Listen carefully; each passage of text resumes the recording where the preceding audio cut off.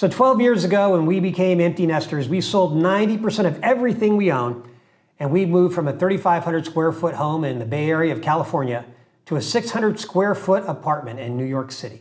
So 12 years later, are we still living a minimalism lifestyle? Well, in this video, we're going to share the ups and the downs of embracing minimalism after 50 and share some of our tips for success. I'm Matt. And I'm Dawn. And we're the unretirees. And last year, as we were approaching the traditional retirement age, we knew we didn't want to retire, but we didn't want to put off our dreams of living abroad and traveling the world either. So today we live as digital expats on the Silver Coast of Portugal. And on this channel, we talk about living abroad, remote work, and travel over 50. And we invite you to subscribe to this channel. Hit the like button because apparently that helps us with the algorithm. And click the bell icon to be notified whenever we post a new video. And we also have a weekly newsletter, and we will leave a link below so you can sign up. Now, our story of becoming digital expats in Portugal began last year, but our story of embracing minimalism actually began way back in 2012. Our youngest was about to go off to college, and like a lot of empty nesters, we were in a house that we knew was just way too big for what we wanted or needed in the next stage of life. This was also just a big source of stress for us. It was a 100-year-old fixer-upper, and it just felt like there was an endless list of to-do items all the time. We were more than ready to embrace a simpler life. An endless list of incredibly expensive to-do items too. Yeah. So we had always talked and dreamed about living in New York City. And so we took this opportunity to make that happen. We decided to sell our house, we sold our cars, and we sold or got rid of 90% of everything we owned. We scaled it all back to 2 large suitcases and 1 box of stuff that we shipped ahead of us.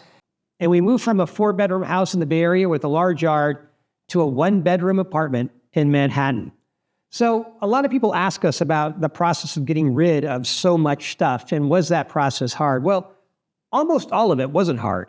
I mean, once you start, it felt incredibly liberating to see these things go, and it changed the way that we feel about material items, about things. I mean, so many things that were important when we bought them, it was surprising how unimportant they were as they were leaving our house, either as we sold them or gave them away or put them in the dump. It was just, that was a surprising thing. Yeah.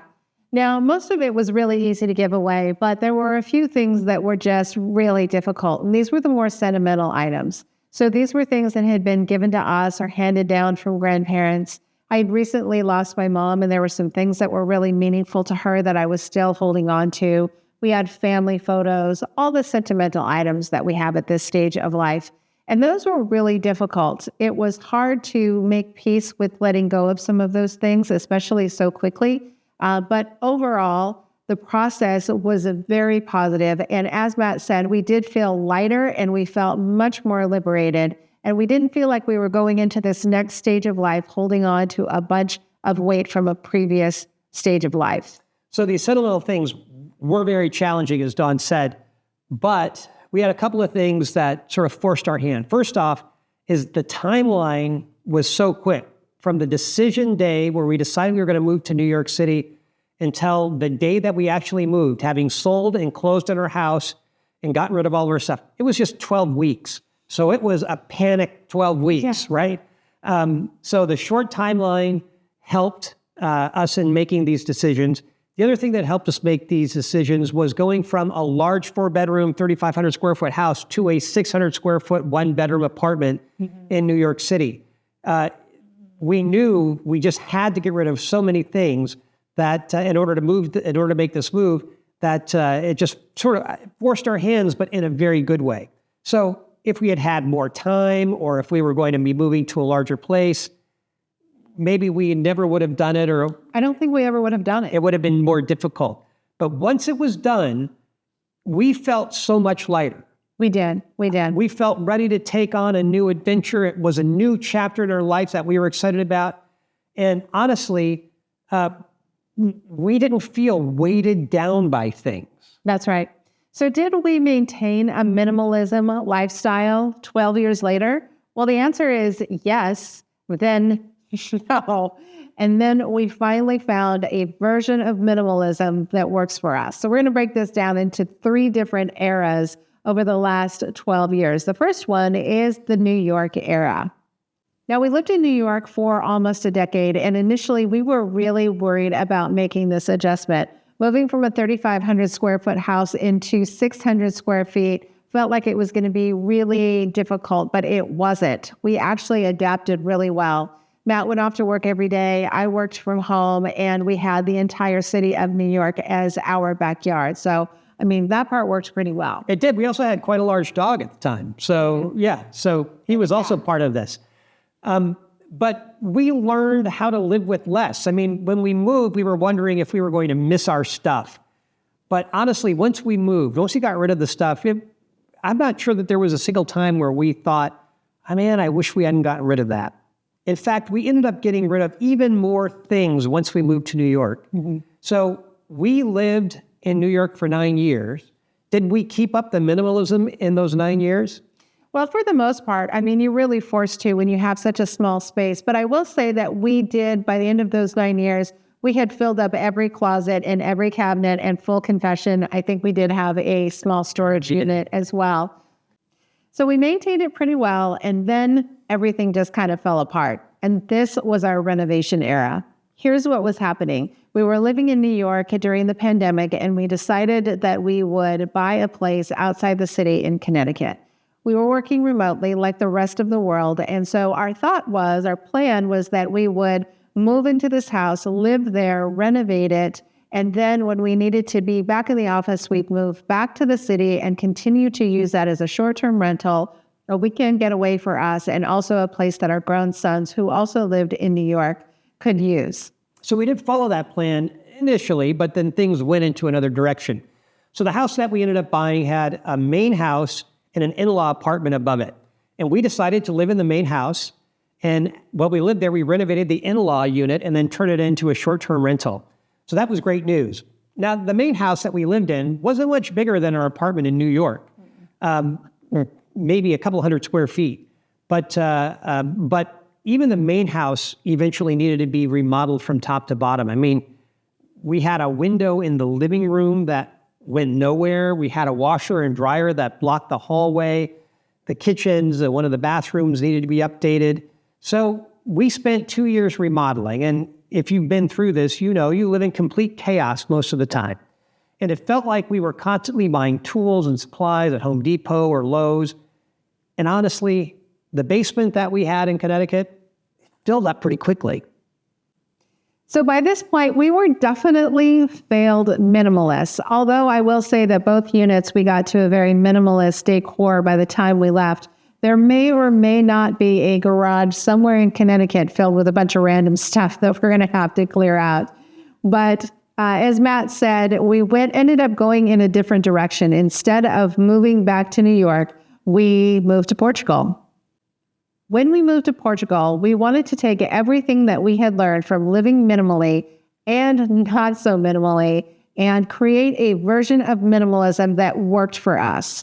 For example, after living in California, we knew that we never wanted to live in a large house again. It just wasn't where we wanted to invest our time or money or energy. I think a lot of empty nesters can probably relate to that.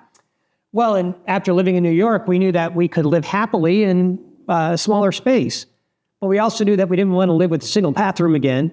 And we learned that since we both work from home, that we each needed a bit more space that was our space. Yeah, and living in Connecticut taught us that we will definitely renovate again, but probably not anytime soon. We learned that having a garden and a yard is essential. We learned that if we have a space like a basement for things to pile up, things will pile up. And probably one of the most surprising things is that we actually learned we loved being short-term rental hosts. That's true. We go more into detail about the property and the process that we used to buy this property here in Portugal in another video, and we'll link to that below. But in terms of minimalism, the things that we wanted to bring over to Portugal were the following. Like California, we wanted a comfortable amount of space.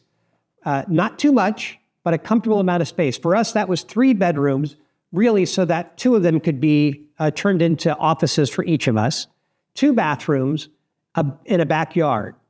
Like in New York, though, we didn't want space that we weren't going to use. We didn't want a formal dining room. We didn't want guest bedrooms that were just only guest bedrooms. I mean, we do use our short-term rental unit to host friends and family, but we didn't need a guest bedroom in our unit. And we wanted to focus our time and money on experiences and not stuff. And our experience in Connecticut, the thing that we brought over here to Portugal was that although we are absolutely going to renovate again, we didn't want to do it right away. We didn't really want to have a basement or a garage that we would fill up because we would have filled it up. And the Connecticut experience taught us that we wanted to have a second income unit here in Portugal. And as you know, if you watch those videos, we ended up buying a place with the second income unit. So 12 years later, do we still live as minimalists? Well, I think this word means something a little bit different to each person, but we have found a version of minimalism that works for us. We have a simple home, minimal possessions, and everything has its place. We downsized our wardrobes. We no longer need one for work and another one for the rest of our life. Our house is really easy to maintain and to keep clean. We don't have an attic, a basement, or a garage. There is nowhere that things can pile up. We live with one car. We have found a version of minimalism that works for us. Now, to be fair, our backyard is kind of another story right now. Matt likes to joke that we're minimalists inside and maximalists outside, but maybe that's another video. But we chose a simple, minimal home so that we can invest more time, money, and energy in creating experiences instead of accumulating stuff. So what advice would you give to somebody who's thinking about embracing minimalism after 50? Well, I don't think we did it perfectly, as we talked about in this video, but there are some things that we did right, other things that we did wrong. I mean, the things that we did right to start, the big fact is that we actually did it. I mean, to this day, it is the most liberating and freeing thing that we've ever done. It changed the way that we think about shopping and bringing things into the house, changed the way we think about material possessions in total. And most of all, it helped us to make a shift away to prioritizing experiences over things. And I think that that was good for us. Look, there's a psychological weight when you've got stuff. Just a psychological weight to the stuff that you don't realize is on you until you get rid of it. And prioritizing experiences is just a lighter way to live. Now, for years, it sort of felt like, we needed stuff to keep up with society, and in part because of the fields that we were in. And when we stepped off that merry-go-round, we chose our own version of wealth and happiness, and our lives became a lot richer and, frankly, a lot more interesting. So what would you do differently? Well, as you said, we did everything in a rush. I think the one thing I would do differently is I would really set aside some time and some intention around those sentimental items. First of all, I think letting go of that stuff is an emotional experience that requires some space. But I think that if I had taken more time, then I probably could have repurposed some of those items in a way that worked for us. But overall, this was a very positive experience, and we have never looked back. No. Well, we'd love to hear from you. I mean, what are your tips living as a minimalist over 50? Tell us in the comments below. And if you'd like to hear more about our house hunting journey here in Portugal, watch this video.